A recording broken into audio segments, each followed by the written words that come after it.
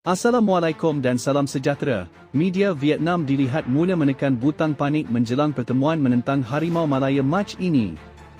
Kedua-dua pasukan bakal bertemu pada aksi terakhir kumpulan F, pusingan kelayakan akhir Piala Asia 2027 di Stadium Tien Truong. Status skuad Malaysia yang bakal dibawa ke Vietnam masih belum dipastikan, namun sudah pun menimbulkan kerisauan dalam kalangan penganalisis skuad bintang pahlawan emas itu.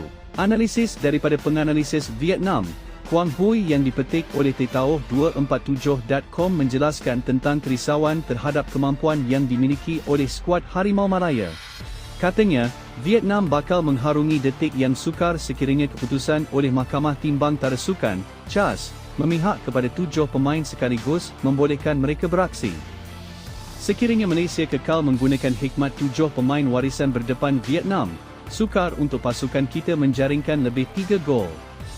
Walaupun Harimau Malaya tidak menurunkan pemain tersebut, ia bukanlah satu tugas yang mudah untuk menjaringkan banyak gol menentang mereka, katanya pada satu sesi wawancara seperti yang dipetik.